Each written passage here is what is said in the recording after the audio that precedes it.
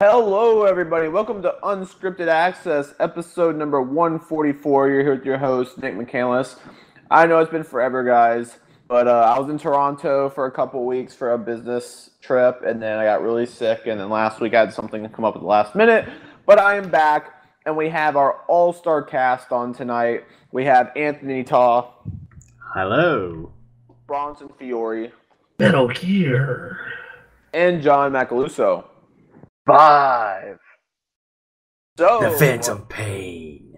So, yeah. Game. That's not even the full title. It also says Tactical Espionage Operations. Yeah, it's like, so what are you playing? I'm playing Metal Gear Solid 5, The Phantom Pain Tactical Espionage Action, whatever. It's like the longest name ever. It's like how they name games in Japan with the super long names. But you gotta call it Super Metal Gear Solid 5 Turbo HD Remix The Phantom Pain Tactical Supreme Operations Arcade Edition. Yeah, Arcade Edition. V2. So yeah, a little game came out this week. It's not popular or anything. And it's by this guy that not many people have heard of called Hideo Kojima. Metal Gear Solid 5. I know John's been playing it. Because that's always talked about. And how about you, Anthony and Bronson? Have either one of you guys started playing it yet? I am an hour into it because Grave Shift on. So I got the game at 9 p.m., but had to immediately take the bus over to work. Got home, installed it, went to sleep, woke up, and was so exhausted from the night before at work, I pretty much slept until like 7 at night. So that means I work graveyard. So I got to play for like an hour, and I got up to the first like free roam part where you're like, okay, go rescue Miller, go rescue Miller. We're gonna let you loose in the sandbox. I've been kind of just tooling around with that. How about you, Anthony? I finished the prologue, and I think it was the first chapter, I think. I'm not sure if I actually finished the chapter, but the first section of the stuff after the prologue. Oh, so you're ahead of Bronson. Basically what they did with the story is they actually made it more like episodic, so each section of the game has its own credits roll, and it says stuff like featuring this character, this character, this character, featuring Snake, yada yada yada yada yada. It's so it's more of like a TV show kind of story presentation. Each piece is like an episode. Is what I think they're doing.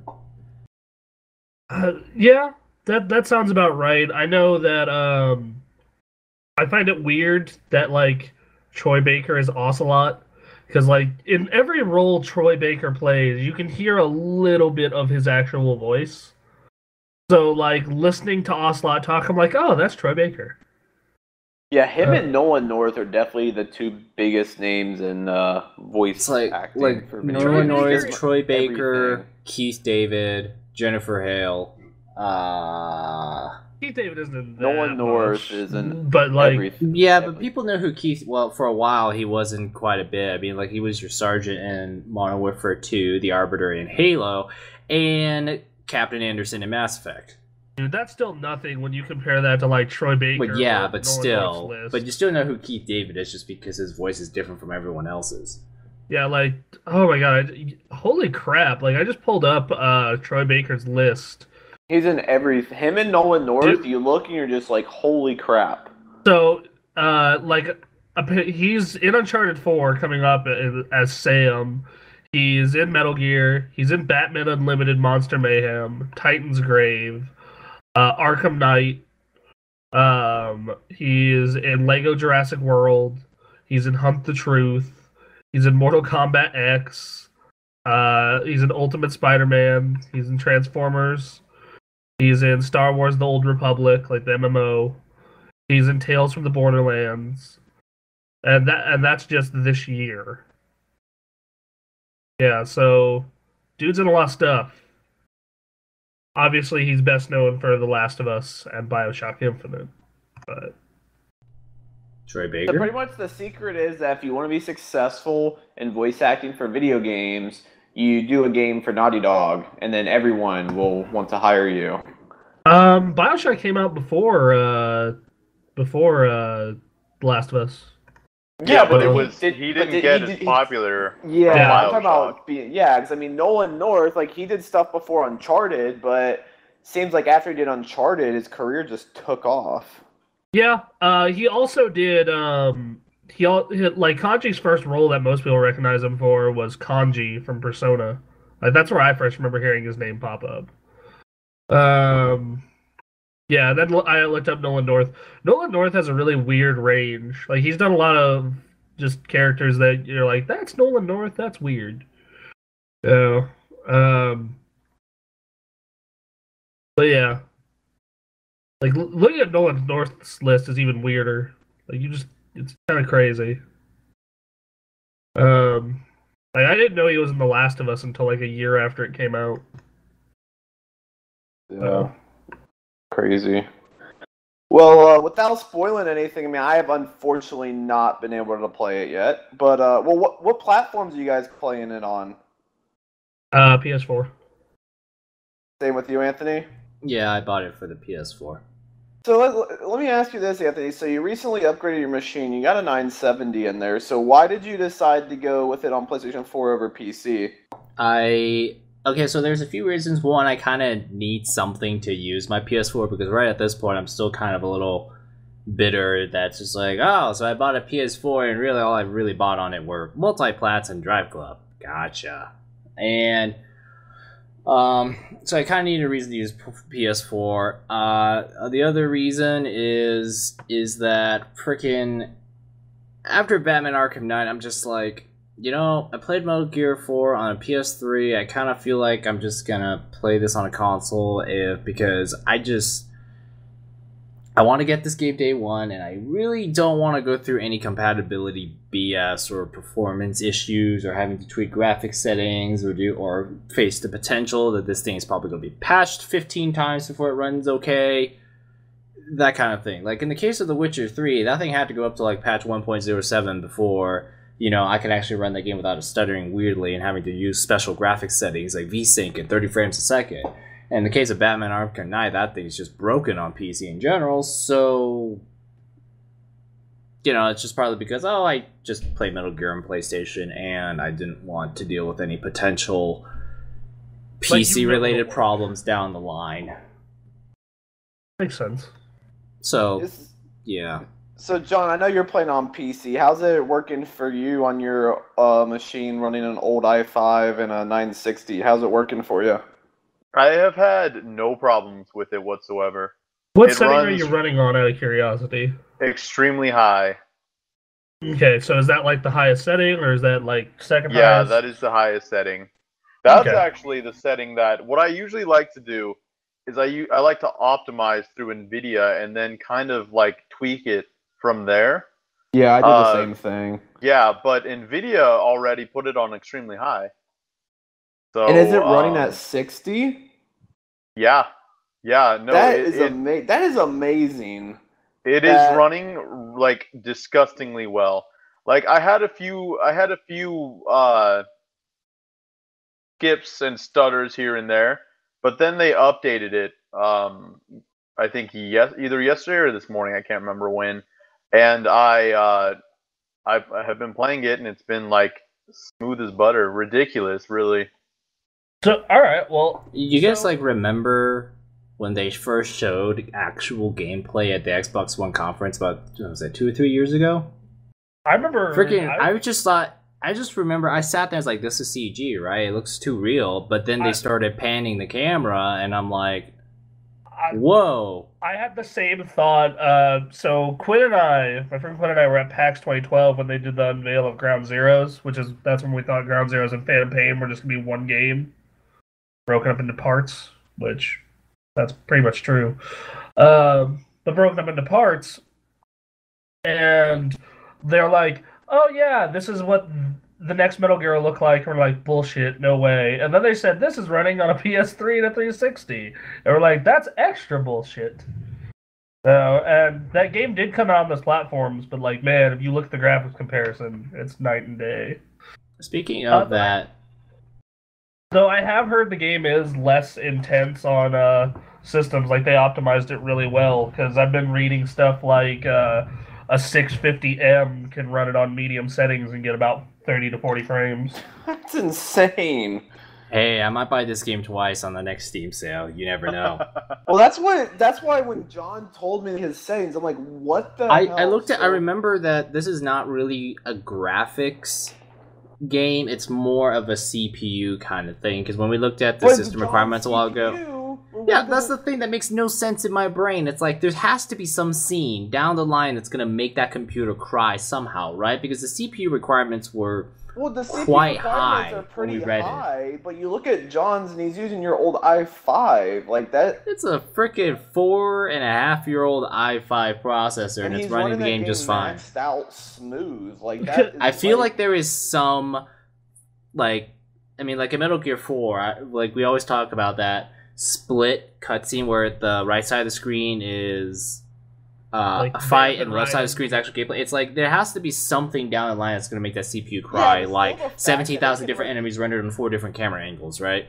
Even if that's the case, though, the fact that it can run a majority of the game maxed out on a That's really good. and an old i5, like that's insane. Speaking of which, like speaking of that scene that we saw at E3 a long time ago,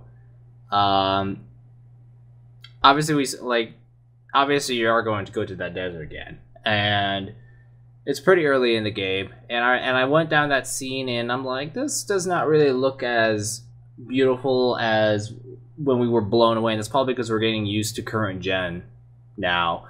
There's probably a little bit of blurriness here, a little bit of blurriness there, and you could tell that, yeah, this is probably obviously not going to be like a 100% match on The Witcher 3 on the PC, but it still looks really good. The lighting is ridiculous, though. It is ridiculous. I'm not joking. Sometimes at nighttime, when light comes through the windows, you just look at the shadows on the walls, and I just couldn't help but think, "Wow, that is really good." The way they did all the lighting and shadow work in this game. Yeah. I'm very excited to, because here's the thing, like, if I had the time, I'd have been playing it, but I'm in this really tough situation because it's like I'm loving The Witcher 3, but I'm lucky if I get a couple hours in a week or a few hours in a week, and I want to beat The Witcher, and then I still have Batman and that Metal Gear. But here's my thing, so Batman's supposed to be like fully fixed by November, whatever, so I'm just my plan is to beat The Witcher, and then I'll just skip Batman for now. That way they can fix their shit. And then I'll go straight to Metal Gear. But I was really excited because after hearing that pretty much John's running it maxed out on his machine. So he got 1960 and old i5. I have a 6-core i7, and it's Intel's latest before the new Skylake processor is coming out. And then I've got 2 980s. So that pretty much tells me that I should be able to run it pretty much maxed out 4K at 60, because my machine is, on as far as graphics go, is definitely 4 times power of John's machine. So very stoked for that, to be playing Metal Gear Solid 5 in 4K. That'll be amazing. Like, from everything I'm hearing, like, it's just really not super intense on machines, which I found like kind of weird, but you know, like, well, it's probably just really well optimized. Look, you gotta remember, they freaking made Metal Gear isn't a PC game, because so like Metal Gear Solid 4 never came out on PC. Have any of the Metal Gears ever came out on PC? I think Metal Gear 2 definitely did. I remember. Because usually you're like games that are console specific. Usually when they come to PC, they don't work that great. Like Batman, for example. So Metal Gear, it's very surprising they see that, oh, you're able to max it out on not that demanding of a machine. So how much better it looks over the console versions, I don't know. I'm sure there's comparison videos. I haven't watched any of them, but I'm sure there's comparison videos out there. But I'm looking forward to it. So the first Metal Gear was on PC. The second one eventually came to PC, and that Ground Zeroes was on PC. Okay, got it. No, like, well, I mean, you look at the recommended specs, it's like a 760, like, the big hog is the i7-4790. That's the Well, yeah, well, the recommend- CPU, yeah, which I don't have to worry But about yeah, again, CPU. it's like if John's system is running it really well with only like once in a long while stutter, I'm just like, there has to be some cutscene down the line or some gameplay section that needs that much CPU power for that kind of thing to be recommended, because like seriously, it's like, huh.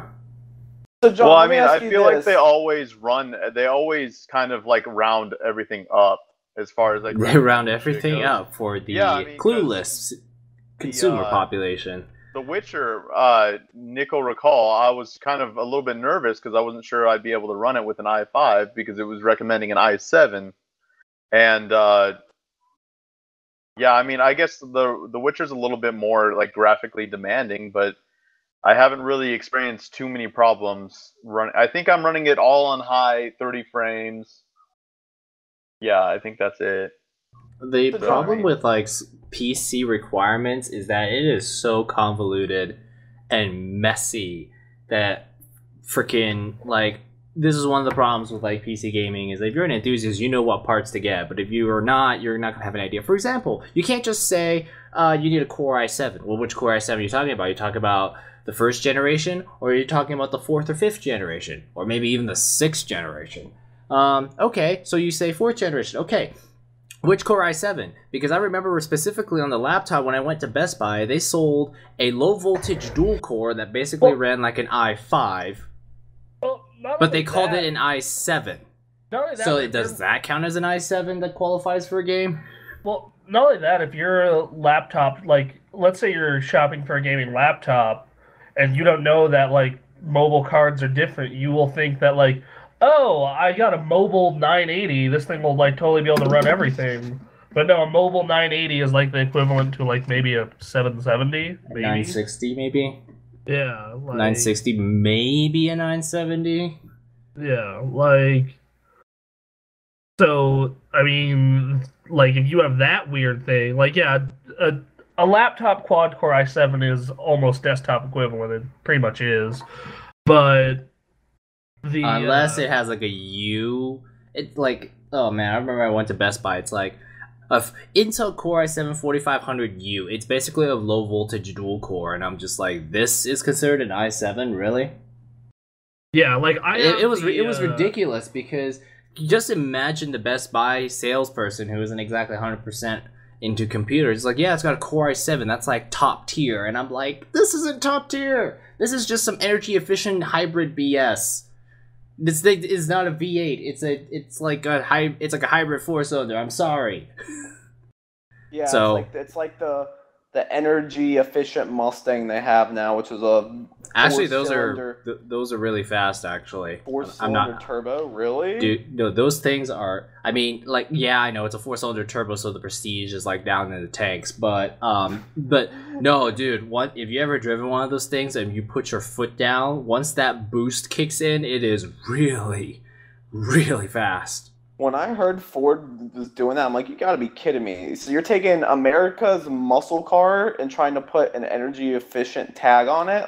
Like, what It's type a of- turbo. It has a turbo though. That's what stops it from being completely. because you get like 25 miles to the gallon or something. I know they're also pushing it because they're selling the car in Europe, and Ford is trying to be like this new high tech, mainstream car company with all of its turbos and computer stereo systems and Yeah. stuff like that. They're trying to be like a sporty, techie kind of people, but no, like it would be the equivalent, like a low voltage fuel efficient i7 is like a hybrid charger on 4 cylinders.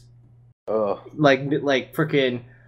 I mean, a lot of people are not going to have any clue because, like, a vast majority of Mustangs and Chargers and Challengers and Camaros I see out there are V6s, and that's kind of like what it's like. It's like, oh, well, it says i7 on it. That means I should be good, right?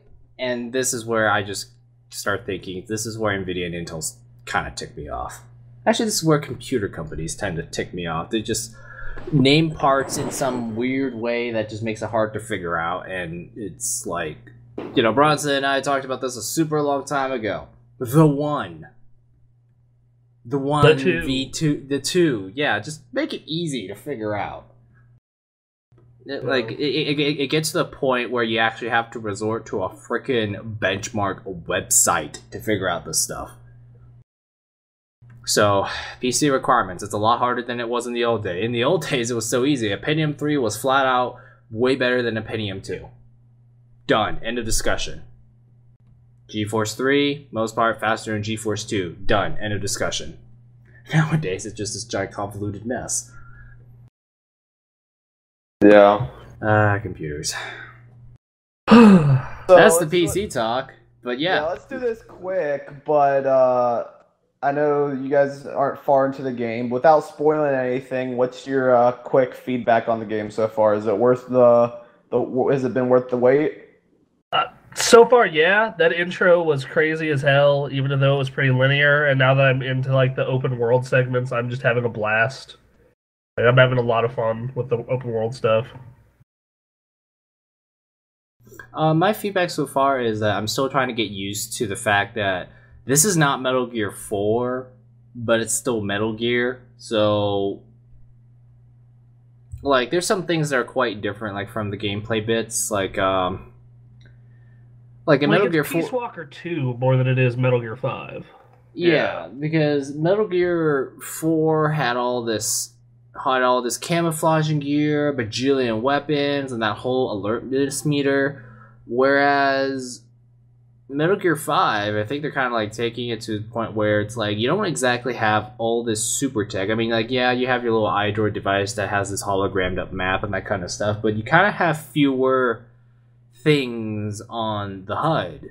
So you're kind of like relying more on your binoculars to scout things out instead of, you know, all this tech telling you where all your telling where everyone's footsteps is. You actually have to scout out the person in order to track them. And sometimes if they're hiding behind walls and I don't scan them, sometimes I don't know there's a guy behind that wall. I walk around the wall and oh crap, I got noticed.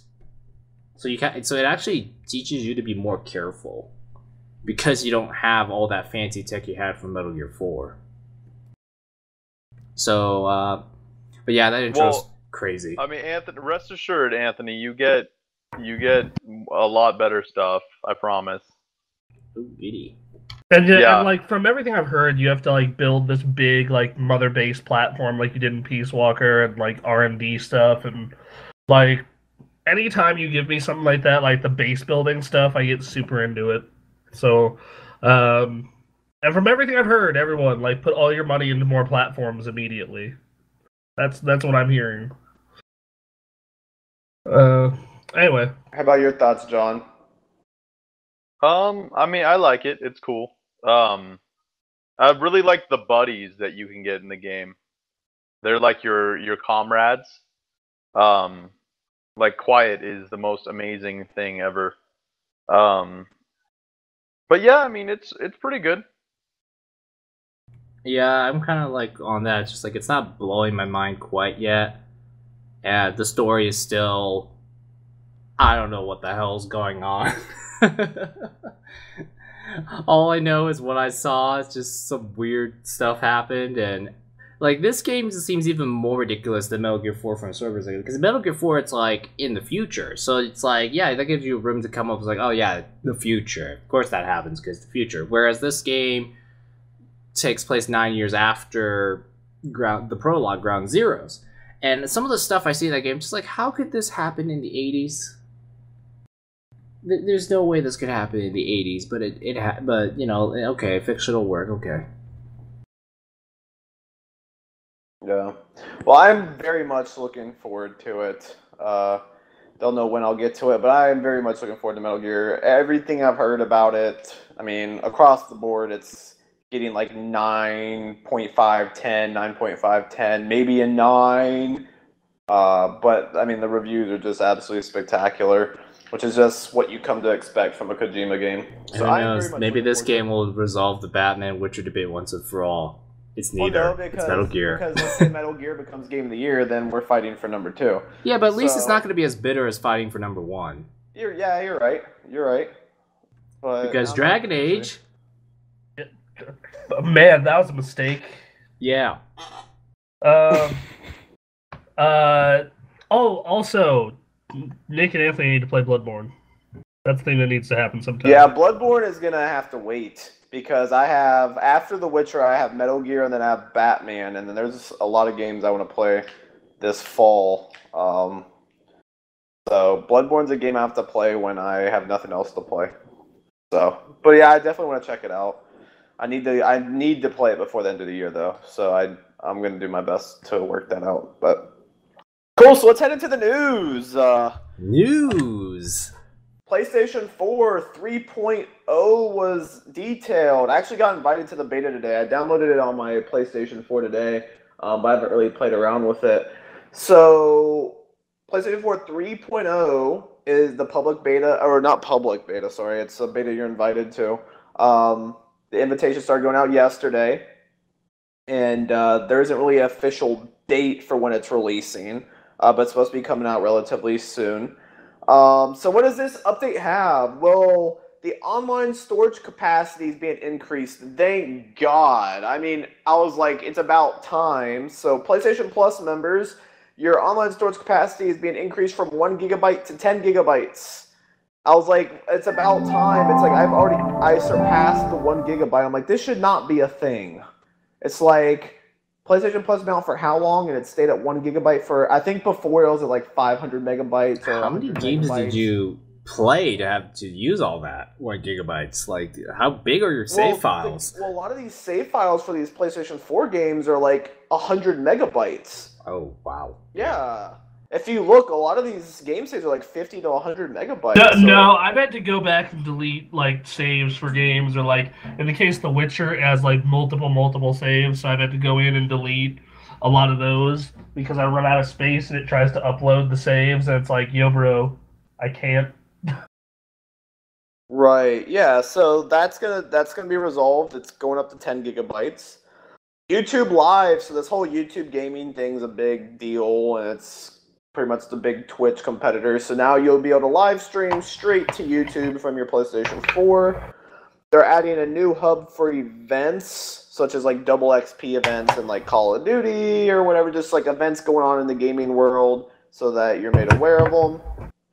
Favorite groups, which this is great because, you know, you have those people that you have on your friends list, but they're like people you probably will never talk to ever again, but maybe you talk to them in one game, you're like, oh, let's friend each other. But then you have those people you play with on a consistent basis, and on the PlayStation 4, because you can have up to 1,000 friends, can get very convoluted. Well, now you can create sorting your Facebook mess, but PlayStation.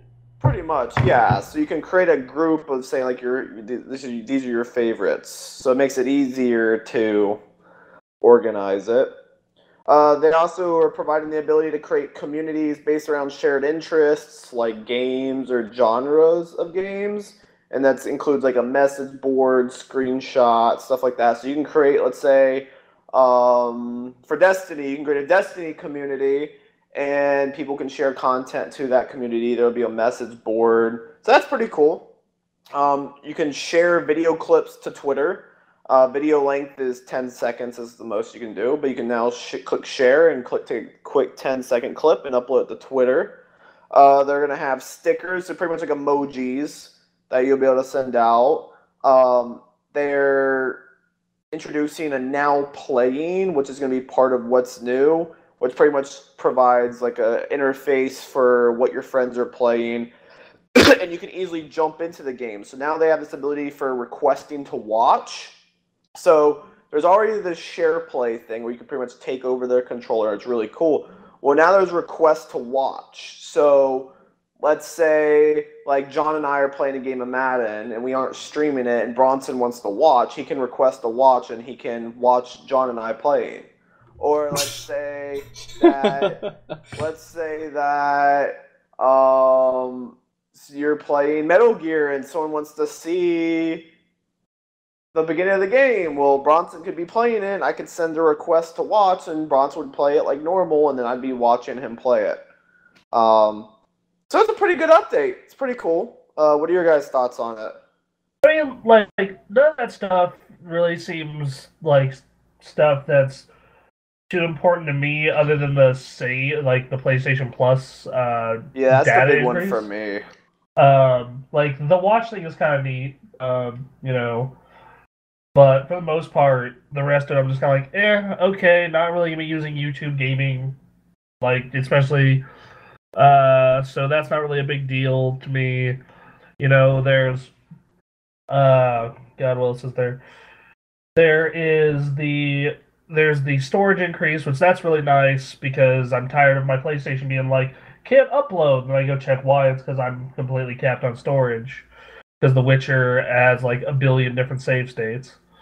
And then what was the other one? Dude, they have the communities you can the build. communities. Yeah, that okay, whatever. I think I have like 80 friends on PlayStation Network. It's not too hard to manage. Yeah. How about you, John and Anthony? Is there anything that stands out for you guys? Anything that excites you?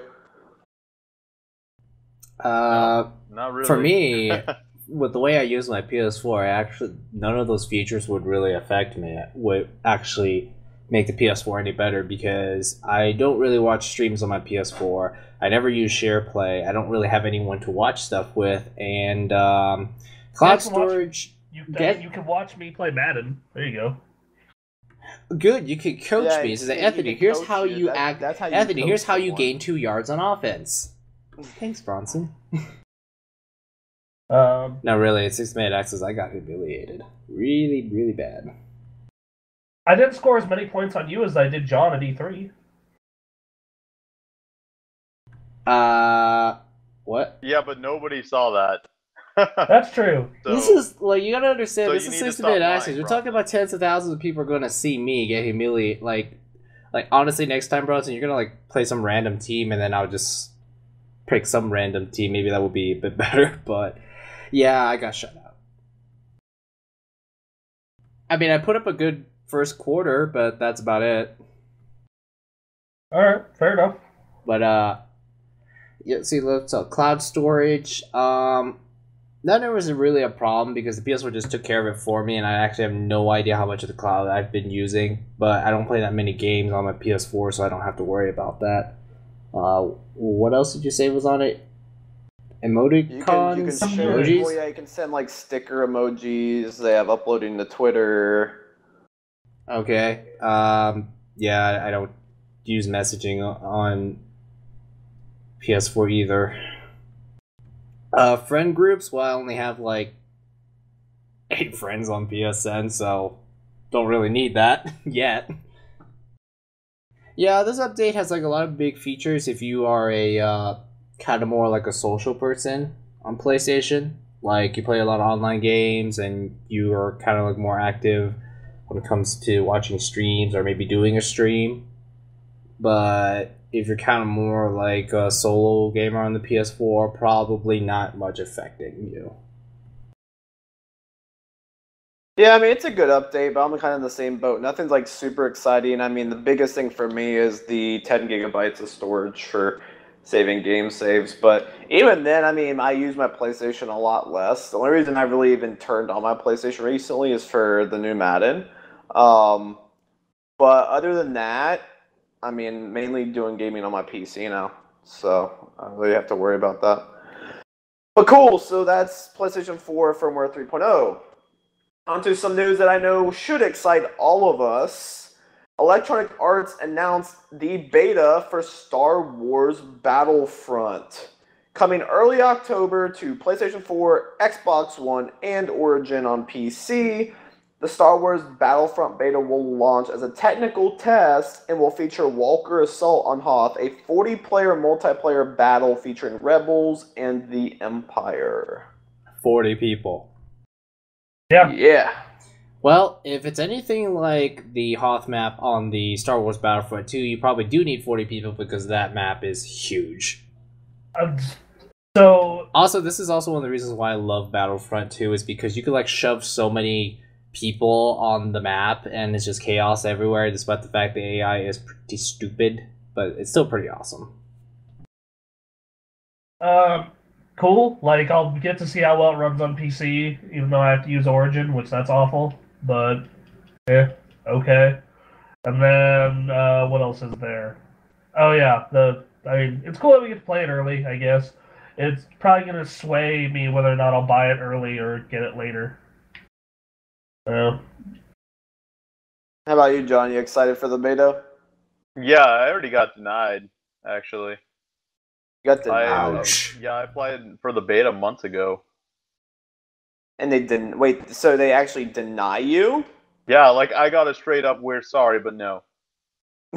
We're sorry, but no. Ouch. Yeah, I thought it was hilarious. I was like, oh, okay. That's But funny it's because usually they'll like send you an invitation or they just won't send anything, but they actually send a deny. Yeah. like it was a job application or Well, something. I mean, No, it's- see a from the job sound of application- It sounds like it's going to be exactly what we played at E3, Nick.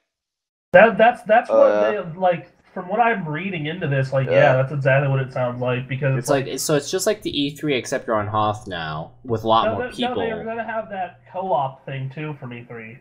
The thing that we. Oh right. So that's the thing, I guess. Cool. Well, I know I'm looking forward to it. But I say I look forward to it, but I'm probably not even going to play the beta because the beta will probably be like a week long, and I just won't be able to. What's play up it. with all these betas being like mad short? Like I remember when a beta was like 2-3 weeks, and now like betas are Yeah, like because 4 they days. probably are. They're probably worried that people play the hell out of it for 2 to 3 weeks, and then they end up getting tired of it.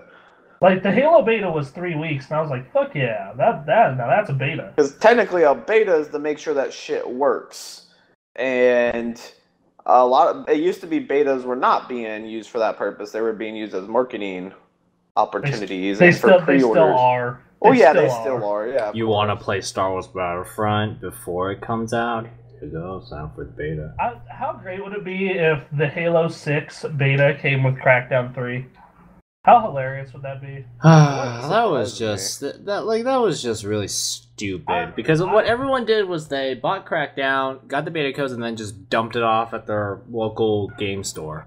I didn't even buy Crackdown. I rented it like a week and a half before the beta and got in that way.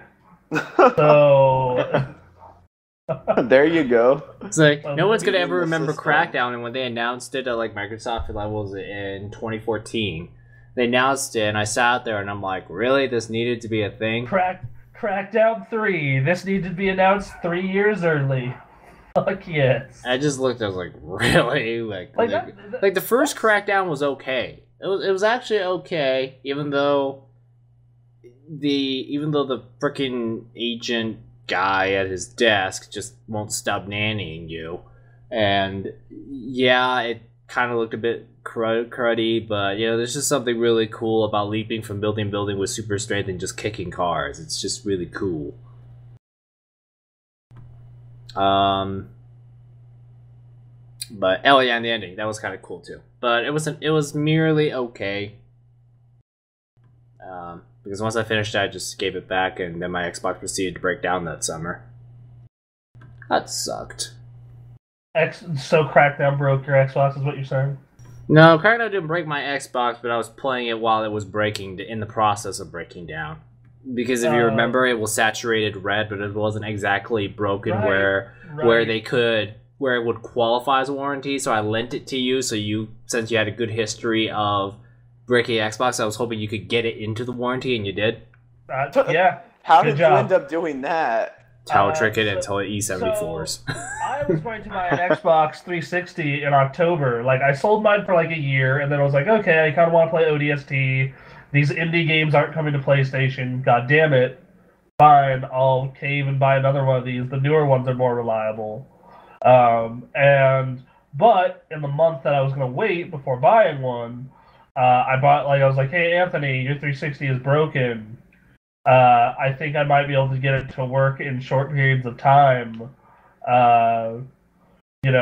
Would you be willing to let me borrow it? And he's like, yeah, if you can get it to Red Ring. And I'm like, done. So what I did... because at that point, what happened was that it was saturated red, but when I turn it on, there's no video. So what I had to do was I did the tower trick, just overheat the darn thing, so that way the solders would actually connect and give me any source of video. So everything looked like this weird red hue. So playing Mass Effect and Forza 2 was really weird with this red hue. But So you wrapped it in a towel so it couldn't get ventilation? yeah, Okay, because so the whole do point you- was is hold that on. the solder was broken, so by overheating the thing, the metal would expand and reconnect the solder, so you actually have some video going for you. Nick didn't have an. So Nick, you didn't have an early 360. So you've never heard of the towel trick? No. Oh, okay. This is all right. This is fun then. So Stop for history, kids. Oh god, this is So basically the background is that Microsoft didn't exactly design the GPU particularly well. First off, they shoved it under the CD drive, so you didn't have a good heatsink. So it was going to overheat anyways. And they were using a new solder that wasn't very good. Well, not only that, but like if they would have just used they have these rubber tabs for heat sinks at the time that were really crappy and would fall off. And it's part of the reason that the red ring would happen.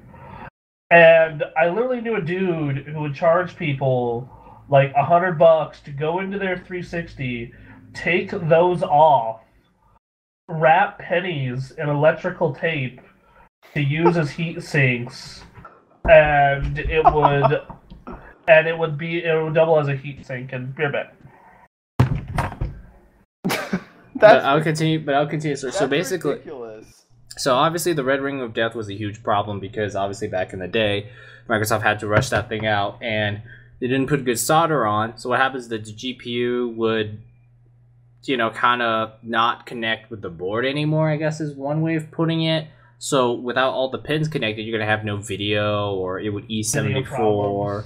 Yeah, you have constant video problems. And this is why Microsoft had to give 3-year warranties and replace, like, what was it, like, how many, like, what was the failure rate? 33% of the Xbox 360s during that launch period had to be sent back for replacements. Oh yeah, I'm sure Microsoft sure regretted rushing it out afterwards. Well, actually, they probably didn't, because in the long term, they finally fixed it and people kind of forgot about it. And and Microsoft got the lead they needed to stay relevant. Publicity, though, everyone knows what the Red Ring of Death is. Yes, but Microsoft wouldn't have had the sales lead over PlayStation because at that point, PlayStation was the juggernaut, and if you released on the same day as the PS3, they probably would have been destroyed. That's true. Because at that point, let's look at what the PS1 and PS2 did to Nintendo. And I forgot to tell Nick. Anthony, did you inform Nick about what the towel trick was? Not yet. So because the solder didn't work, what you would do is that you would wrap your Xbox 360 in a towel, turn it on, let it run, and because it wasn't ventilating, it would get extremely hot, overheat, and auto shut off. But that heat allows you to. It lets your GPU, the metal expands and kind of reconnects the pins of the GPU, so you temporarily have a sort of functioning Xbox 360. That's ridiculous. Sometimes I would have to towel trick it 2 or 3 times in a row to make it work, and I understand that I'm melting the thing completely, but hey, it wasn't broken in the warranty, so what? Yeah. I was gonna make that happen, basically. Yeah, so I lent it to him and a copy of Mass Effect 1, so... Because I really wanted to, I really wanted to play ODST and a couple other games at the time. So I was just like, alright, I'll borrow this Xbox, I'll get it to work for brief periods of time to play those games, and it'll eventually cause it to red ring through all the towel tricks. And it worked! But yeah, Nick, you didn't, like, I forget that you didn't own a 360 until, like, 2010, 2011, when it was the third Gears came out. So you didn't get to experience all this fun stuff. But, like... Bronson, you went through 8 broken 360s, right? I had 9 Xboxes in total, if you include my current one, and 7 of those broke. That's ridiculous. One I sold to John. So... I sold one of those to John, and then the rest of them broke. So, yeah, like it was. I had really bad luck because I bought it at launch, and I kept exchanging until the 7th one broke, and I was like, all right, I'm done with this shit. The build quality of those early 360s wasn't just the CPU. Like, you've had, like, CD drives that scratched up discs. You had, like, in Bronson's case, he had to hit his 360 to get the disk drive to open. Right. I forgot about that. I had to Fonzie the disk drive. That's great. Yeah, the disk drive would stick sometimes, and I would like smack the top of it, and then it would open. Oh Um, man. Other stupid things about that 360 memory units. That was Oh, before yeah, USB flash drive support. That's right. I had one of those. Like, I bought a big Xbox 360 bundle at launch, and it came with one of those dumb memory cards, so you could take your saves over to your friend's house. Before they decided, hey, let's not do proprietary memory cards because they're horrible. Oh god, that was funny. God, yeah, there was a lot of stuff about that system that to this day just makes me laugh. Like at the time, it was really obnoxious and annoying, but like looking at it now, it's just like, oh, that was really dumb and kind of funny. 20 gigabyte hard drive. Yeah, that PS4 had that too, though. Like they had a 20 gig model. A 20 gig model didn't have Wi-Fi. Like that was. It didn't have Wi-Fi. It's like it didn't have Wi-Fi, but wait, it didn't have flash card readers either, right? It didn't have the memory card readers. But you could play PS2 games on it. Although I'm at my current job, one of my clients is a 360, and he'll want to connect it to the internet, it's one of the elites, it's one of the old elites, and I completely forgot that those things didn't have Wi-Fi, and I'm like, where's the Wi-Fi option? Then I remember, oh right, they don't have that on those. Yeah, man, 360 was.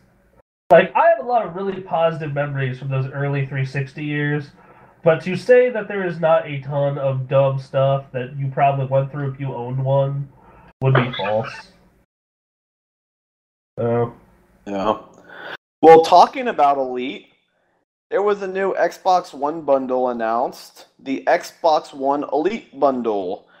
So, what will this Xbox One Elite offer, and why is it being called Elite? Well, it's going to include a 1 terabyte solid-state hybrid drive, so it's probably the SSHDs that Seagate manufactures. I guarantee you they're Seagate drives, because they're really the ones that were popular for that.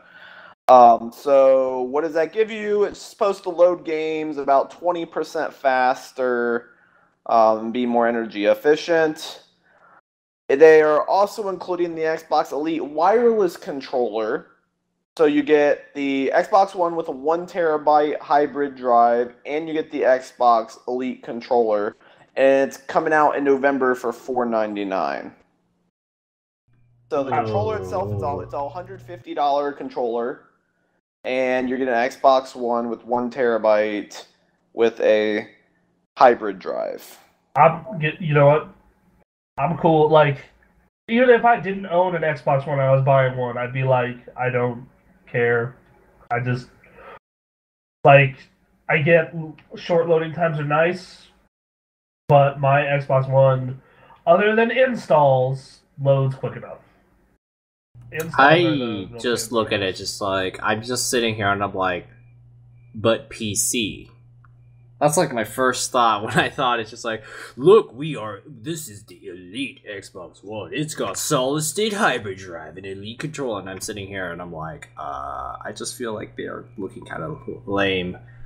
Because PCs have real full out SSDs. I mean, they're a lot more expensive, but still, if you're going to call Xbox 60 Elite, and I'm just...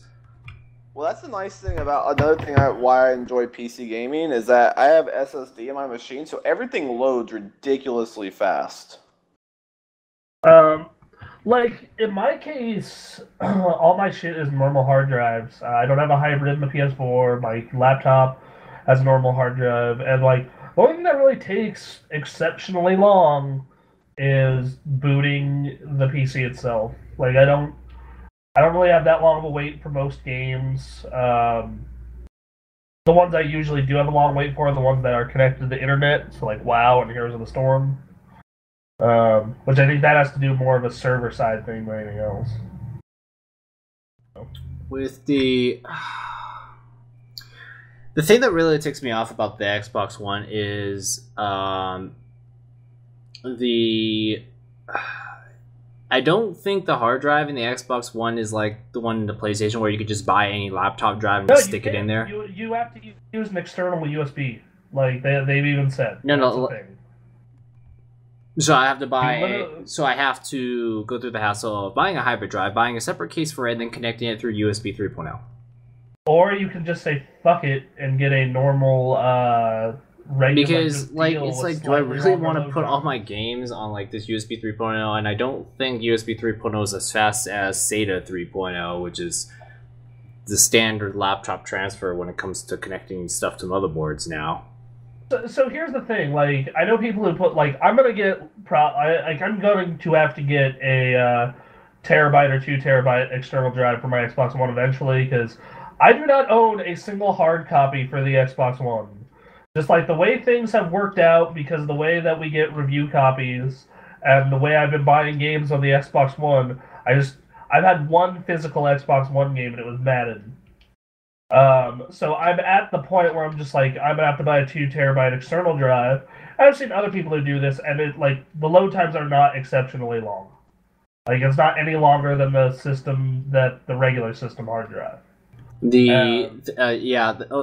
This actually brings up a point, is that they love to talk about teraflops and transistors, and like to say, how much RAM they've got, but the one area where they save money, because people don't really look, is the hard drive, because they put cheap, kind of low-end drives in these things. Like I remember the PS3, it's like a 2010 PS3 that came with like a 2005 2006 grade laptop drive, as far as its performance was concerned. So and with the PS4, when I took that drive out, I had like a 2 or 3 year old, I had like a Western Digital Scorpio Black drive that's 2 or 3 years older than this thing, and Scorpio Black runs better. And because it's a cheapish laptop drive, they spin slower, so they don't load as fast. So that's like where the PS4 and Xbox, that's where the consoles save money. One of the places they save money is the hard drive. They don't put like high performance drives in there. So, which is why I was really quick. Oh, and also storage. That's going to be a big deal, because I imagine with PlayStation Plus and all these game installs, I'm going to run out of space in the future. So I just threw away the stock drive and put a 1 terabyte Seagate SSHD in it before I ever booted the thing up. Yeah, that's what I did too. Because I do not want to go through the mess of having to transfer stuff, because I did that with my PS3. I had to reinstall everything. Including sitting 2 or 3 hours waiting for GT5 to patch itself. Yeah, I had that fun when I when I upgraded from a fat to a slim. Like, I went from a 40 gig fat to a 320 gig PS3 slim, and man, that nightmare. That was just a horrible, oh god. Like, it took hours to get all my games re-downloaded. Because, when you transfer your games from a new system, you don't keep the licenses, even if you log in, so you have to re-download them anyway. It just keeps the patches. So, I guess that you wouldn't have to patch those games is nice.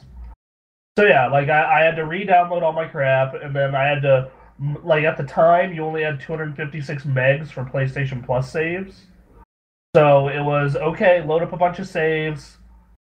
Alright, move them over. Alright, load up a bunch of saves. Move them over. Etc., etc., etc. So yeah, I definitely get that. I haven't had as big of a problem with the PS4, maybe it's just because we're early in the generation, but I own most of my games on disc, and the installs and downloads are fast enough to where just deleting games and reinstalling them if I want to play them doesn't take that long. It's also really nice that because they have moved on to the new age of multitasking, you can download while playing your games.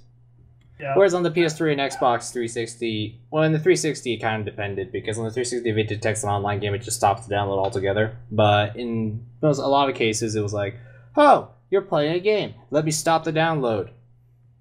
Yep, so you just had to sit there and deal. Basically. And the Wi-Fi on the PS3 is slow. That was annoying. That was all. Yeah, I'll agree with you on that one. Anyway, hard drives. I don't.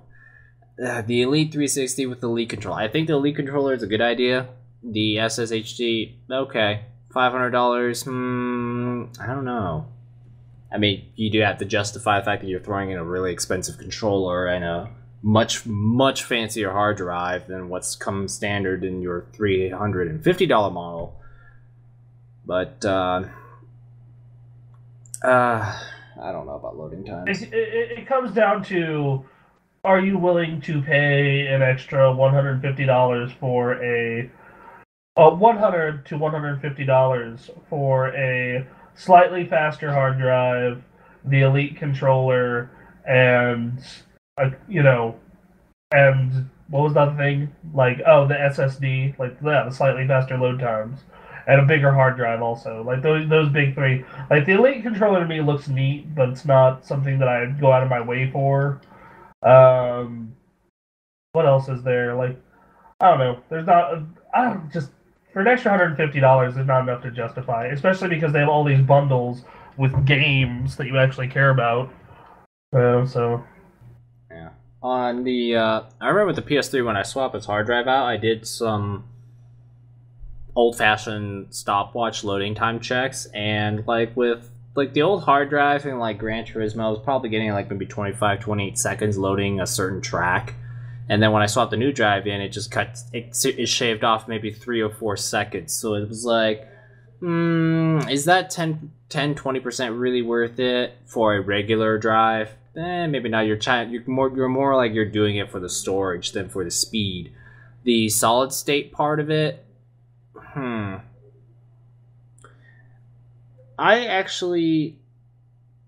think there may be a bigger benefit because solid state hybrid drives, what they do is that they have some algorithm or whatever in the drive that says, oh, these are the most commonly used files in a drive. Let's throw that into the SSD portion of the drive. And that's how, and so if you do the same task over and over and over again, or load up the same level, or maybe it loads up the same character model all the time, it'll just fetch it from the SSD's portion instead of having to fetch it from the mechanical drive. That's the theory. So, but I noticed that the problem with SSHDs is that for a really long time, they've been at 8 gigabytes on the SSD portion only, and I just feel like that's just not enough these days. You need to kick it up to 32 or something at the very least. Yeah, I agree. Because it's been at 8 gigabytes since the day the SSHD Seagate started making them, so I'm just that was a freaking long time ago. Yeah. Well, cool. Moving along. Uncharted 4 has a release date. It is coming out March 18th of 2016. They announced the Uncharted 4 A Thieves' End Special Edition. It's going to be priced at $79.99, and it will include Uncharted 4 A Thieves' End Blu-ray discs of the game, a collectible steelbook case, a 48-page hardcover art book, a sticker sheet, and Naughty Dog points, which are a pack of in-game currency to unlock various multiplayer content. If that's not enough for you, they're going to have a Thieves' End Libertalia Collector's Edition for $119.99, and this includes a 12-inch premium Nathan Drake statue, 3 multiplayer outfits, 2 custom weapon skins, a hat, and sidekick outfits. And that's in addition to what you get in the special edition. Then they're also going to have a digital deluxe edition. So for all the digital users out there. So for $79.99, it will include Uncharted 4, the Uncharted 4 Triple Pack, which includes future access to the first ever single-player story add-on for the Uncharted series, and 2 multiplayer packs that will unlock new, rare, and legendary multiplayer items, and an instant unlock of 2 multiplayer customization items. It's so confusing how they have this set up. The triple pack can also be purchased separately as an add-on for $20. So if you buy the physical game, or you buy one of the special editions, you can upgrade for $20 more. And then the pre-order bonuses. I'm losing track here. If you pre-order at GameStop, you receive a multiplayer booster pack. If you pre-order at Amazon, you get the Snow Camo weapon customization and the Desert Drake outfit multiplayer customization. And then if you pre-order via the PlayStation Store, you get a dynamic theme and desert weapon customization. So this is what I'm going to tell you what I'm going to do. I'm going to continue not caring about pre-order bonuses and go to whatever store is closest and most convenient to me, which in my case is sadly Best Buy and GameStop. So I refuse. I haven't been in a GameStop in years. I hate that store with a passion. Well, so I have friends that work there, so they will occasionally use their friends to boost their numbers if they know they're going to pre-order a game, which that's fine. I've played that game. It's the same reason I fill out all the surveys. I felt their pain. I know what's up. See, for me, I just don't go to Best Buy or GameStop because I know everything that's being sold.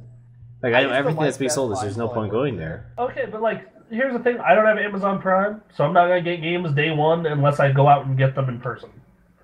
Like that is an unfortunate truth in my case right now.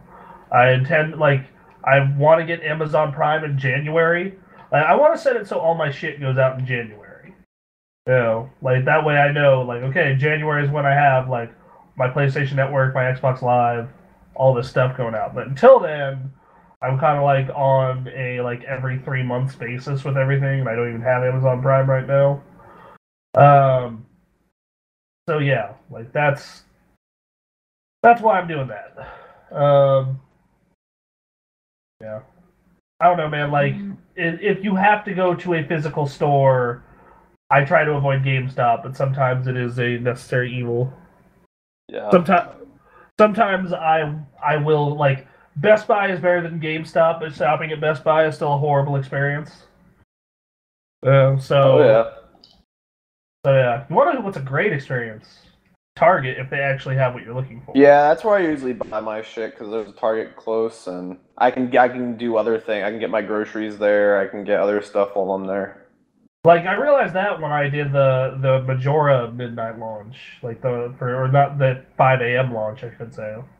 I was just like, oh wow, yeah, they actually have what I was looking for. I didn't have to deal with pre-order harassments or any of this other crap. Well, yeah, that's the other thing. You go to GameStop. Shopping at GameStop is the worst experience ever. Because it's like, you go in there, oh, do you have anything to trade in? Well, do you want to pre-order this? Well, you should pre-order this. And I'm like, I don't want to deal with any of that crap. I just want to buy my game and get out the damn store. No, I'm always going to remember Mass Effect 3. Like, going to buy Mass Effect 3 at goddamn GameStop. Oh, God.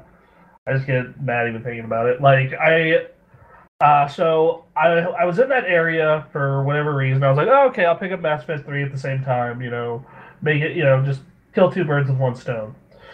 So I'll go to GameStop.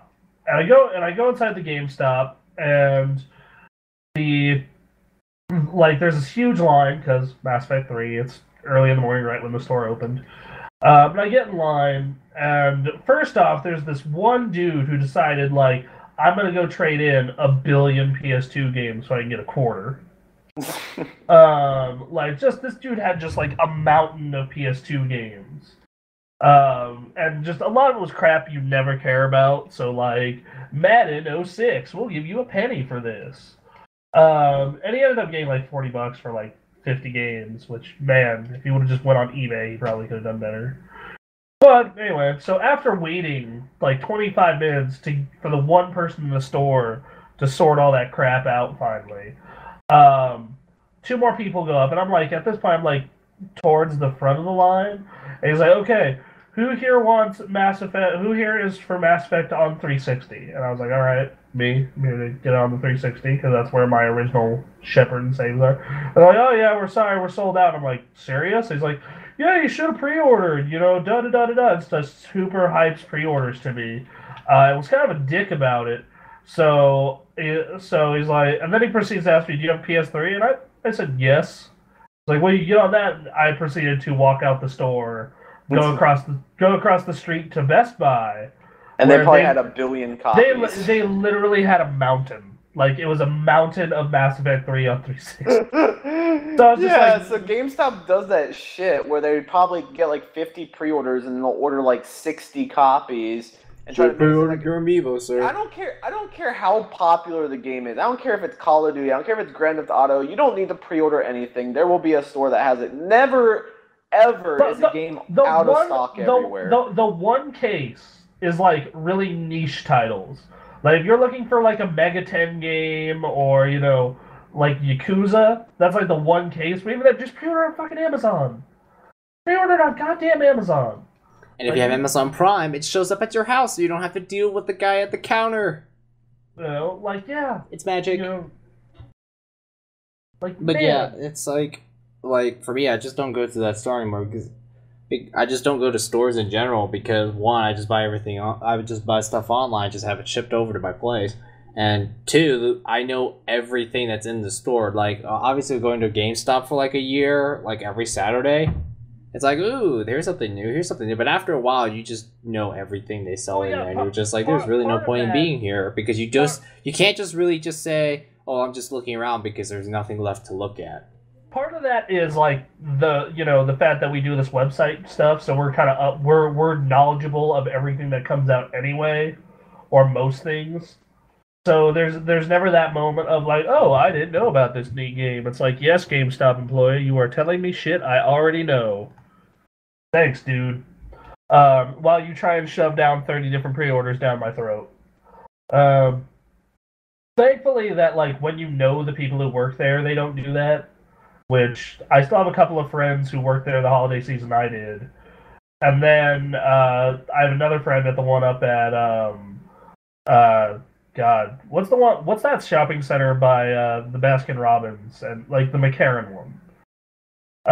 So yeah, those. You mean like that shopping center with the Safeway? Yeah, the man. That's Ridgeview. Right? That's Ridgeview. Yeah, okay, Ridgeview then. Yeah, like that one. That one's not a horrible shopping experience because I know the people there and personally, and they know if they harass me, I'm just going to be like not shop there anymore or be kind of a dick to them. So there's that. Just man, I don't get why they do it because I actually think it leads to less business. At least from the audience like us. Well, I sure as hell don't shop there because of it. Yeah. I would not. I refuse to go to GameStop. I hate that store with a passion because of all that shit. Oh, and also, like, if I ever trade anything in. Like, this, like, I've slowly stopped trading stuff in, but I still do. So, like, if I have to trade something in, I don't want to ship it to Amazon, who does online trades now. So... It's almost like a used car dealership, so not as bad. Yeah. They don't give you much for what you wanted to give in, and whenever you buy something, they need to sell you a protection plan. Which I always say no to. Yeah. I mean, the only thing that makes it different from a used car dealership is the haggling. Can you imagine haggling? Yeah, that would just be the ultimate shopping experience. Well, that shit happened all the time. People are like, oh, this TV's $1,000, so sell it to me for $700. And I'm like, that's not happening. I'm sorry. All right, hold on. I got a question for Nick.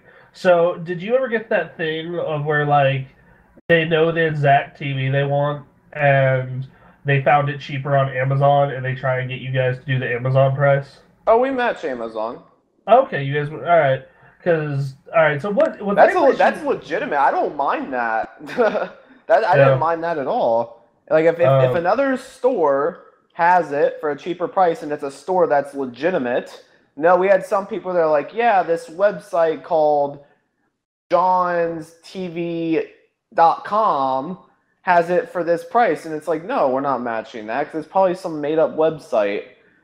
But if it's Amazon, sure.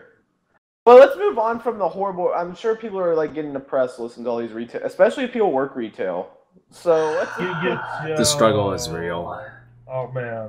Let's move on to some more news. You know, Bronson, you know how you talked about like how, like, in Mists of Pandaria and World of Warcraft, it's like, on that land, your negative emotions manifest into a physical monster, right? Of some type. Yes. Basically, every store would be, a battleground at that point. Just every time you go Same with your old job. Oh god, the political. Every store would be a dungeon in Persona.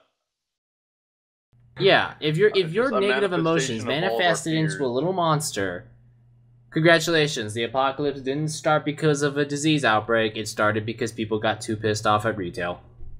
Black Friday. Customers hate all the prices because they can't get it for $1, and all the employees hate the customers because of unreasonable BS. Black Friday would be the ultimate hell. It would just do. Yep, I worked 3 Black Fridays. I worked 1. It was pretty interesting. Yeah, that's working at a. But the thing is that Working at the thing Best is that the Buy past is Black totally Friday has been different. quite dead because Bronson and I we just went. All right, we went. guys, we're still talking retail. Let's move on. All right, yeah. Oh. We've been going on about this too long. I usually Okay. let things go for a little bit, but we've let retail go way too long. If you So- have retail questions, we'll answer them in the comments. Yes. So 2 more things. So Fallout 4 is coming out later this year, and some more information was released. So Fallout 4, there are 275 total XP levels, and each level unlocks a different perk. So seriously, a total of 275 different perks you can unlock through the game, and 275 levels that you can level up through XP. Also, the total amount of gameplay that the game is offering, day 1, there will be over 400 hours of gameplay. Obviously, that's going to include like side missions and things like that. But needless to say, if you're a Fallout fan, Fallout 4 will keep you entertained for a very, very, very, very long time. Let's hope this is finally the good one. Or you can just buy The 400 Witcher. hours, that is literally like half Or- a month without sleeping. That is really like almost about 15 full days. That's I a lot mean- of freaking content. I mean, I'm hearing like what is up with all the long games this year? Because like Bloodborne's like a 30 to 50 hour game. The Witcher. The Witcher is like a 100-hour game, 200-hour game. It could mean like 2 different things. One good, one bad. The first is good value. If you get a lot of playtime out of your game, that's good value, and that itself is a big plus. Especially when there are other games you don't care about. The second thing is game length is its own marketing material somehow these days. Well, yeah, because like here's the thing, I've been in that. It's like bragging about how big your game is and how massive it is and how much you can do in it is like a big buzz thing now. Well, that does 2 things. It stops people from trading it in, and it also makes people like. So we've all been in this situation in life where we didn't get a lot of games often because we were kids or broke. So like you wanted to make the games you got mattered. So like even if a game was super awesome, but it was like 5 hours long, and you're a kid who isn't getting a game for another like 2 to 4 months, like that would probably piss you off a lot. So if you're in that situation, the words like 300 hours mean a lot to you. There's a reason that like I beat Ninja Gaiden on Xbox on hard mode, but I'd never do that as an adult. It's because as an adult I can say, man, I beat this game once on normal. I can now afford another game or go rent another game. So versus like I look at a game like Bloodborne and think like, man, I wish games like that. I wish that game was around when I was a kid, because God, I would have put tons of hours into it. It's another reason why I liked the Final Fantasy games so much back then, is because those games were like at minimum a Final Fantasy game was 40 to 50 hours. Yeah. Good gaming value. Yeah, I like- highly I like good gaming value because like when you're trying to save money, it's great when you can buy a game that you just keep playing over and over again, or just play for a really long time. Yep. I that's why I like. You get your argue- money's worth and you feel good about it. That's why I argue MMOs are like some of the best value, because Yeah, they're- everyone's like, oh well, it's $15 a month. Yes, but you don't have to pay it all the time. You like. I don't know why some people have such a gigantic beef with paid subscriptions. It's like, if you play the game a lot and you spend like freaking 50 or 60 hours a month on this, think about it. Can you buy yourself a game with new content for like $15 you spend 60 hours in. You can buy an old game. Like, you can buy that You Final could buy an Fantasy. old game. You Yeah, probably plus- could buy an expansion or a map pack that you could spend 60 hours on, but as far as like new content and feeling like, you know, you're making progress or something like that, those are hard to beat as far as value plus goes. you're talking about $15 a month. You're talking about 4 months is $60 the price of a new game. How many games do you play for 4 months? Not many. But So- like the list is Halo, Madden, you know, and then like most other games, I'm not going to spend that amount of time on. Like, there are Right. exceptions. I've enjoyed games enough to spend that much time on them. With $120, you could buy 8 months of MMO subscription time if you're really into that game. Yeah, and like when I was hardcore into WoW, like not like now where I play it kind of casually, when I was really into it, that's really the only game I really needed. Occasionally I'd dip into like a Madden or a Halo, but for the most part, like that was the game. If you want a game and really need to stretch a dollar, there are plenty of MMOs to choose from. Heck, Yeah, like games what- games like Guild Wars 2, all you do is just buy the game and you don't have to pay a subscription ever. Yeah, and now you don't Like, even imagine need to buy that. it. You just need to buy its expansion. Like, And because that's a it. lot of MMOs are kind of, they either didn't have exactly as much success as they wished, like the Old Republic, heck, you could get into a lot of them. You can Trials try them for free. and Yeah. then start paying the monthly fee if you really dig it in one of those perks. Like I actually Oh, and if you're looking for like free gaming, there's League and Dota. And Hearthstone and Heroes of the Storm. Like freaking like heck, if you have a budget of 0, you can still do that. And those games run on toasters. like I've put probably 100 hours into Hearthstone between the iPad, the phone, and the computer. And then Heroes, I play Heroes at work constantly because it is a really good time killer. Because like I said, I work in a group home, and you get this, and I work graveyard shift, and you get this time period when you get done cleaning around 2 or 3, and they're not up until 6. So you get a good 3 to 4 hours of, you know, kind of doing what you want. And it's like, okay, well, all my paperwork's done, everything's taken care of. What do I do next? And like, well, I'm gonna break out my laptop and do something. And like, Heroes of the Storm makes that 3 hours go by super quick. It also makes you want to swear at the top of your lungs sometimes. And wake them up. That'd be great. Yeah, thankfully I haven't done that, but man, there have been Heroes of the Storm games where I'm just like, everyone on this team is bad and they should feel bad. So, anyway. All right, moving on to the last news story. So PAX has come and gone.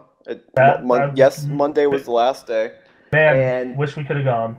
Yeah, and arguably the biggest game there that had a big presence was Cliffy B's new game, Lawbreakers. Have you guys seen the gameplay for that game? I have seen nothing about this.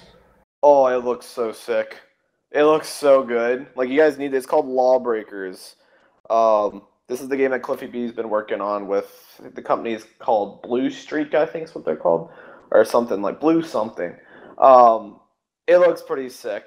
Well, right now it's only a PC game, and Cliffy B is very vocal, and a lot of people have been like, Cliffy B, just bring it to the consoles, and pretty much he went on the Twitter and he said that if you want to see it on consoles, you tell Sony and Microsoft to hit me up.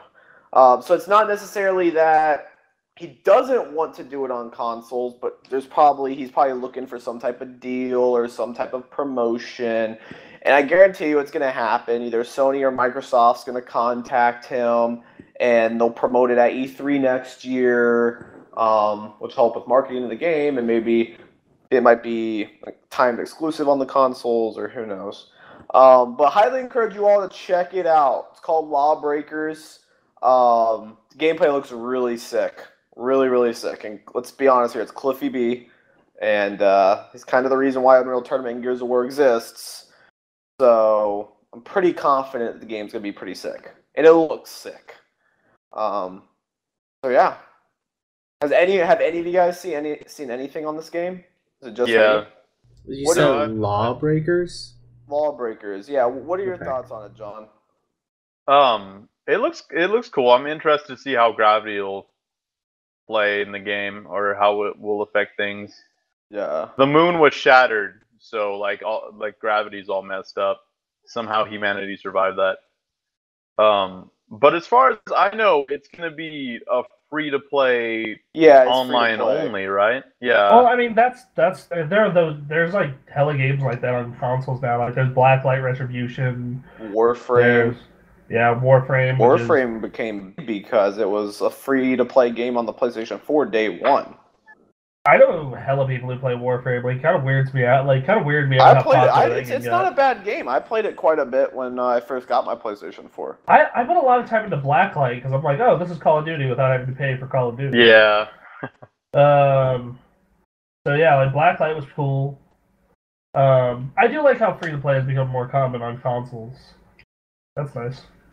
I don't know. I'm not a big fan of free to play. I don't know. I'm Depends just on not the a big fan game. because I'd rather just buy the game and at that point everything I unlock is through progression versus like, oh, a couple dollars for this, $5. I'd rather just buy the game straight out. Like, Well, I'm fine with the option of it being like free to play or unlock everything for $50. Or $60. I'd be fine with that.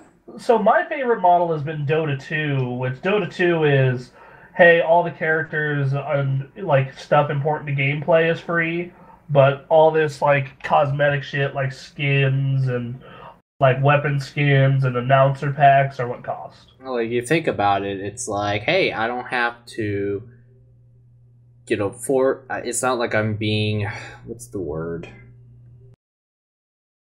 It's like, oh man, I really like this character, but oh man, I gotta buy it now. Darn it, but I feel cheap. I don't want to pay for it. Oh, I gotta use another free character. But if you make all the gameplay stuff available, it's like, wow, I really like this character. Ooh, the skin's nice. Click! Not only that, So, but like, yeah. a lot of those games have ways to earn those characters. Like, I've been playing Heroes, and I will probably be unlocking Sylvanas next time I play. And yeah, it took me about 2 weeks to do that, but, like, that's still an option. And chances are in a game like that, you only there's only like 5 to 10 characters you really, really dig out of the 40 character roster. So, anyway. Cool. Well, that's all the news I had. Anything else from anyone? I want everyone to know that your guys' favorite game is being remastered for the PlayStation 4 and Xbox One. And that is the perfectly reviewed Deadpool. Like I thought you were going to name like a real game. You Or thought like- John was going to be serious? Yeah, like, pool I- party Yeah, at the Game moment Expo will be John started ecstatic. talking, I could just hear the sarcasm. Well, that's because you and I are used to each other by now. you guys spend a lot Bronson- more time together than I do. Yeah, than John exactly. do. Like, but man, I don't know. Like I get the reason to port games to new consoles. Like, people miss them, stuff like that. But like, why port mediocre games? Like, that's the. You know a game I The wouldn't mind them doing fans. that's been rumored is Red Dead Redemption. I wouldn't mind them Yeah, porting I'd be Red down Dead. with a Red Dead port. I'd be really into a Red I Dead hope port. Rockstar's working on Red Dead Redemption too. I hope they are. Like, I love Yeah, Grand Theft Auto. I want to see another Grand Theft Auto, but I want to see a new Red Dead Redemption first. I Game's want to so see. good. I want to see some GTA 5 DLC, like story DLC. Oh, same. I want to find out what's up with the damn alien stuff. I just want more Trevor and Lamar conversations, quite honestly. Like, we did And that. those two get in a car, man. Like, we did that Let's Stream, and Ray and I's favorite conversations were almost all the ones between Trevor and Lamar. A few Trevor's exceptions. amazing. A few exceptions being the ones between Trevor and Michael, the proto-hipster one, is the main one that comes to mind. But yeah, the dialogue in those games are great. I love the Grand Theft Auto. Like, the story of that Grand Theft Auto wasn't nearly as good as 4, but the dialogue was every bit as good. I think the gameplay is a lot better. Good. The gameplay was a lot better. Driving the cars don't feel like I'm driving overly softly sprung boats.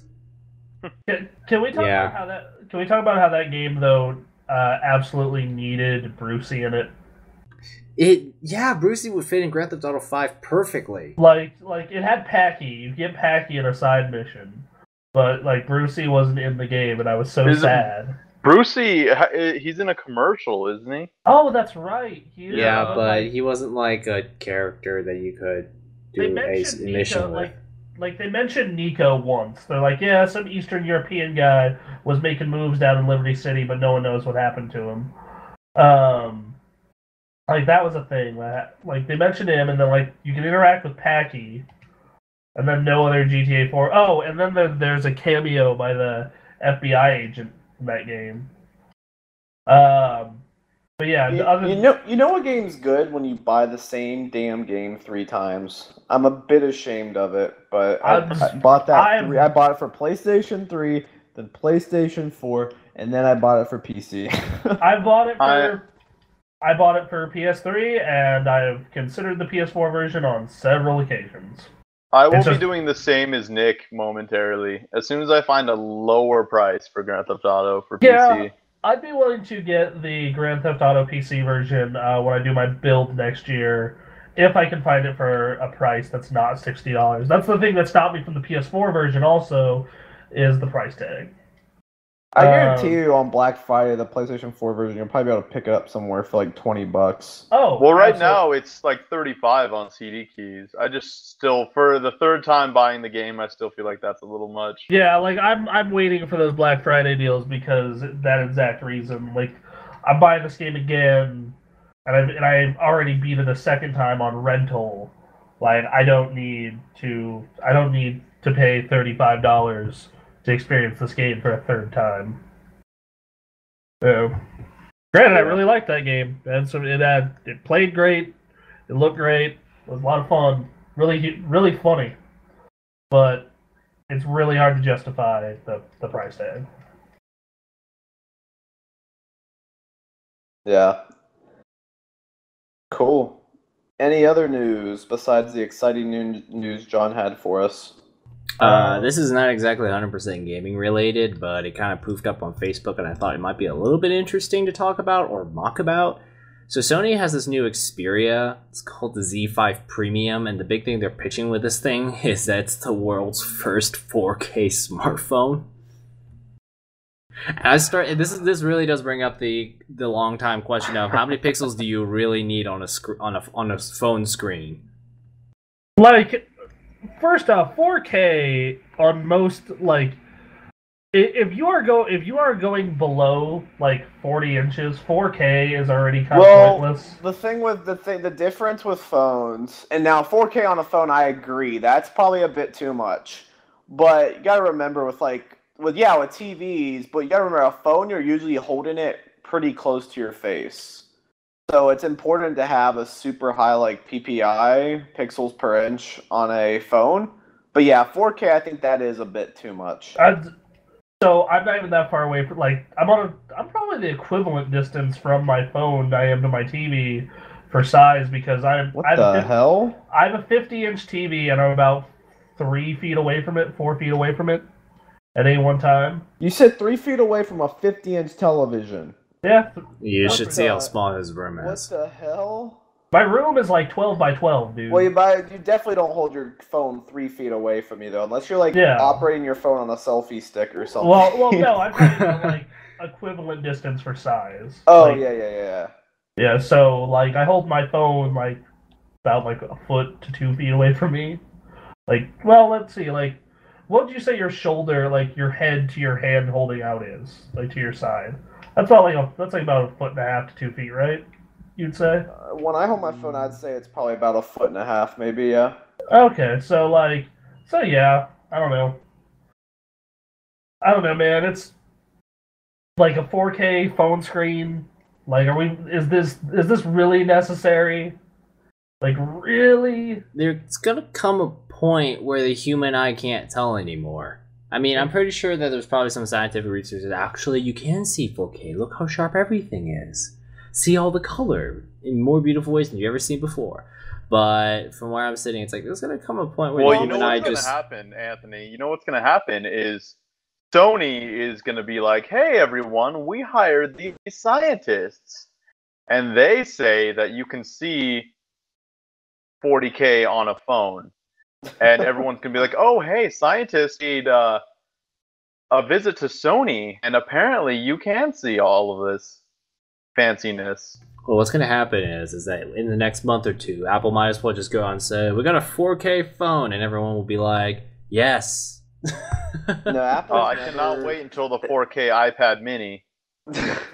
Apple's never been a company to do that type of stuff. But yeah, and like in this Sony case, like the does it, Xperia though, Z5 Premium, that is like the top, way high up at the high end. well, the reason why of phones. Sony's doing that is because they're an all-out tech company, and 4K they're pushing with their TVs and with their movies and stuff like that. And pretty much they can pitch that, oh, you can watch 4K movies natively on your phone.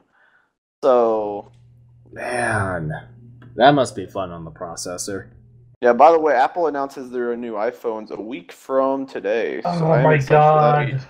And Like, who We'll will be getting a new one this year. who will be getting it day one? It will be me. Hey, What? You guys better buy super thick cases for these, because if it's like, what does smartphone introduce? They introduced the cracked screen, this new feature that makes your phone almost completely useless just by a mere drop to the ground. yeah, Well, like, yeah, I mean, just get life-proof case and it'll last you the Like, whole I freaking buy a case first thing, and it's like a good case, because it's like, this is going to be my phone for the next 2 years, and to get a new one's going to cost me hundreds of dollars, or whatever or a gigantic hassle that I have to figure out. So, if the case makes my phone a little too thick, you know what, that's probably okay, because at least it's going to protect it better from the elements. Yeah, I upgrade my iPhone every single year. That's just how I am. So I was planning to wait one more year, but my phone has been having these issues where it will just like start typing on its own and doing all kinds of weird shit. So that, combined with the fact that the screen, like, it cracked months ago, but it still worked. Like, it was a tiny crack. But for whatever reason, like, now the inputs aren't putting in correctly, and I can barely respond to text messages. Like, I've been having to not respond to text messages and either message people on Facebook or do it via iMessage. Like, I can respond to Nick, like, separately, but not. So wait a second, that in the doesn't make group chat. sense though. So if your phone is cracked where it can't work, why would it work when you're texting someone individually versus in a group? Because I use my iPad. Oh, got it. That Yeah, makes like sense. I use the iPad, and it's like, oh yeah, this actually. So I've been like, people like Anthony who have Androids, I tell them message me on Facebook so I can answer you on the iPad. Same thing with like John and you are fine because you guys have iMessage. Yeah. But anyone who's not on an Apple device right now, I have very, very hard time staying in contact with. But yeah, I will have my phone paid off through AT&T Next this month, and I was hoping I could wait a year before having to re-up, but no, that's happening the second the new iPhone comes out. Yep, it's being announced the 9th. So Good. I get paid the 10th. Perfect timing. So yeah, and they'll probably do the pre-order on the 11th. So Yeah. I'm Great. excited. I don't know. Well, part of it's because I mean, people are like, "Oh yeah, you work with apps," but no, I was doing this before I even started working with apps. I don't know. I can't. I don't know. It's just I use my iPhone extensively, and I use it all the time, and I use my phone a lot. So I just use that to justify upgrading every single year. I always have to. I just have to have the latest iPhone, and I have to have it day one. So I always pre-order. Oh them. boy. I've never I was always behind on the iPhones, like a year behind, except when the 5S came out. And now I'm going to be completely up to date again, purely just because this thing is having massive issues. Well, yeah, you can have no choice. Yeah, I'm stuck in. And the thing is, if we were like more than a month away from the 7 or the 6S, whatever the hell they're gonna call it, I would just get a 6 now. But like we're close enough to where I'm like, it's gonna be the 6S and the 6S Plus. Yeah. Yeah, like I'm at that point where I'm just like, screw it. I'll wait. I'll deal with texting people on the iPad and things of that nature. So, oh god, I don't know. John, you're getting the new iPhone, right? Yeah. Yeah. I don't give a crap about getting it day one, but Yeah. I'll be getting it sometime in November. I'd be in that same camp if it weren't for this issue. So, it's okay. I'll keep rocking Android, right? Someone needs to cover that stuff. Everyone's gonna have the new 6S, and then Anthony's gonna be rocking Android. Well, the thing is that actually I'm due for a new phone next year. So right now I've been like doing some casual phone shopping, like once every few weeks or something like that, just to see what my options are. Options are a lot more limited these days because it's just kind of like it's either a really, really, really crappy cheapo or an LG, Samsung, HTC, Nokia, Apple.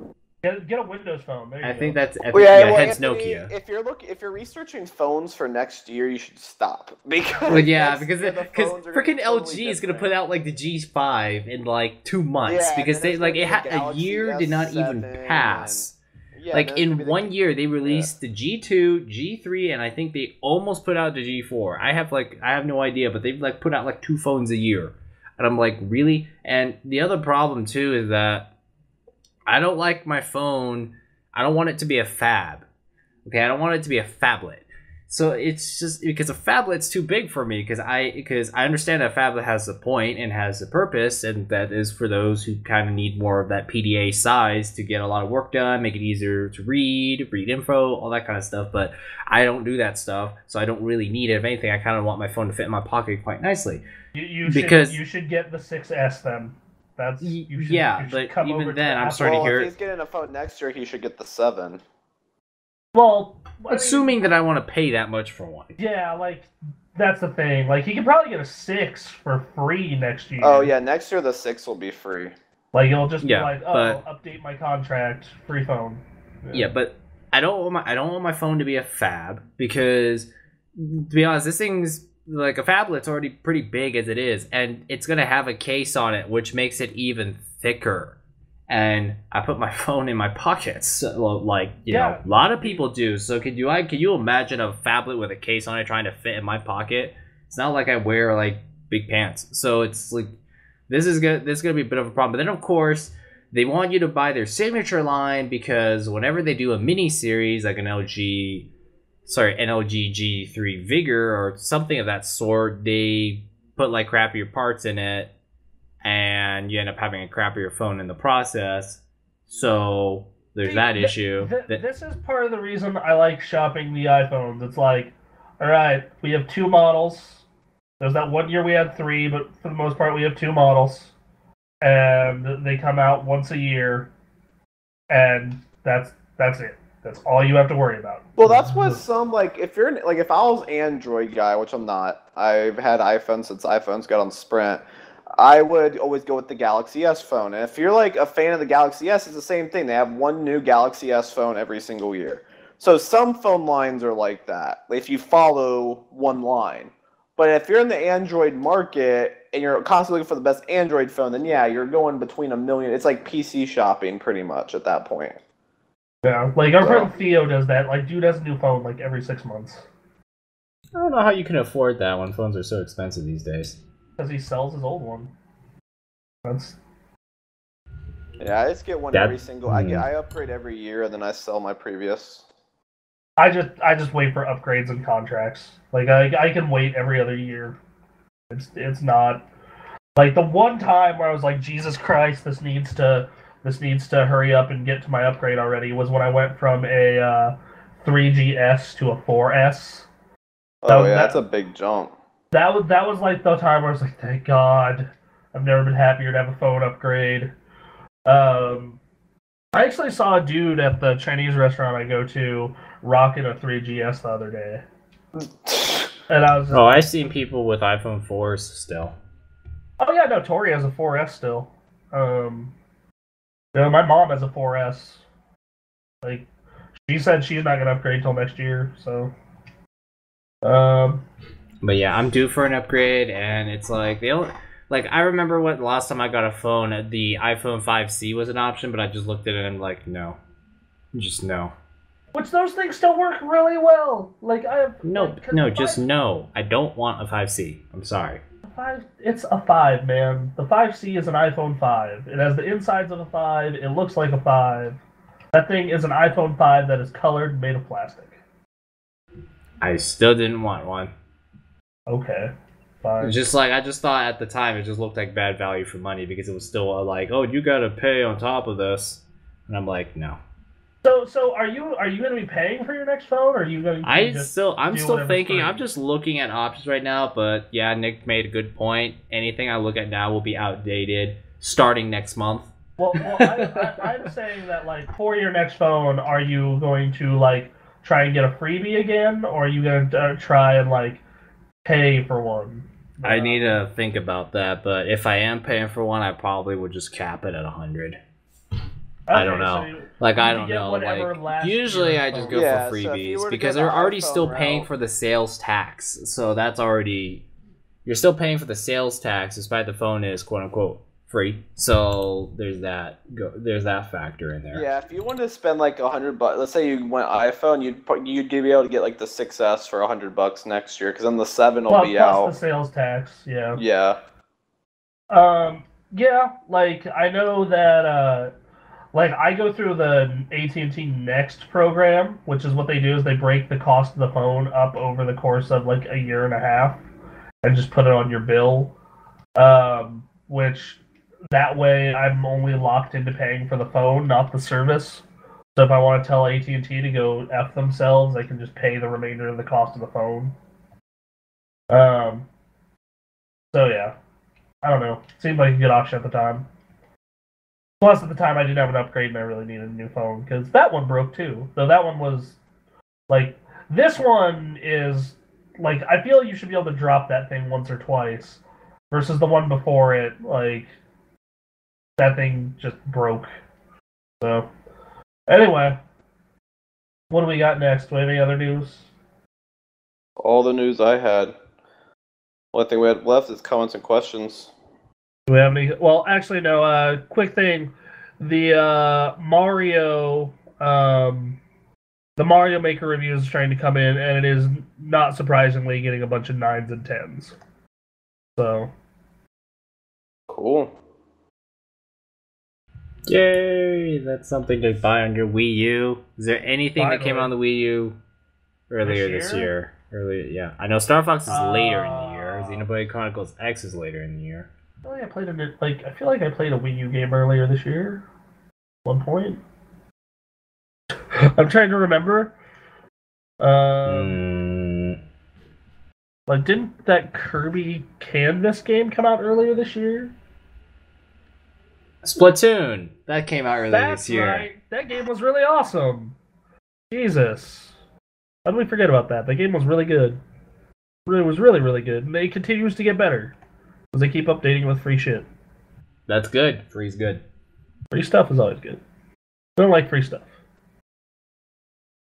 Anyway, what do we got for comments and questions?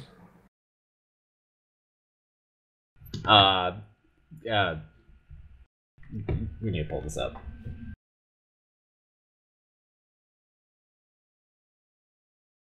Jeopardy music. Do do do do do do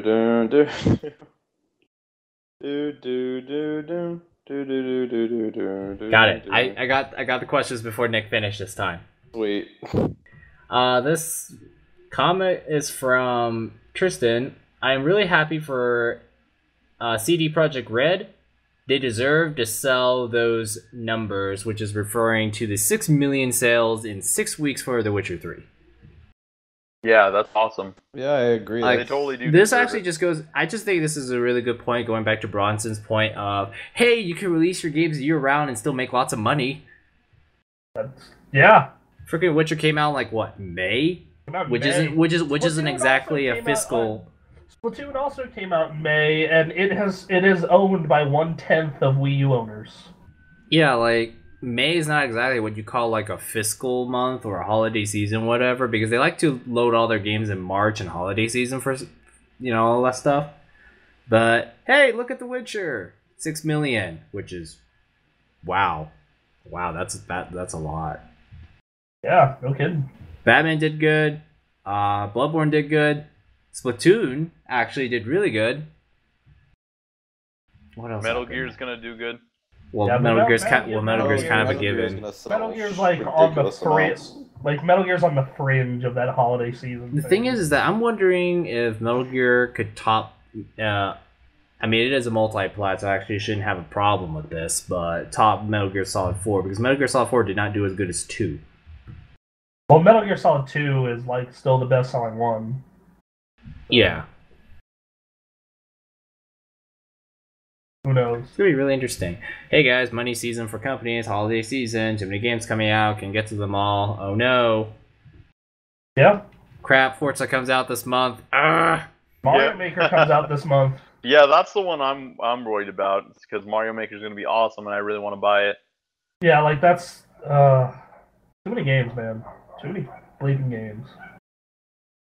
Anyway, do we got any other comments? That is our only one. Come on, guys. We need more comments, guys. If you give us a comment, we'll send you a cookie. Who will make said cookie? Does any of us here know how to bake? I do. Good, you can make the cookie. Well, Bronson just elected himself. All right, I'll make bomb cookies. All right, guys, that concludes this week's episode of Unscripted Access.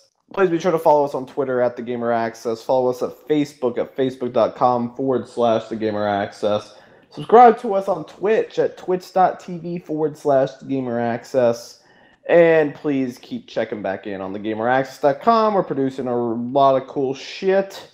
And, yeah. Thank you guys for listening. Leave comments and questions. We'll read them next week on the podcast.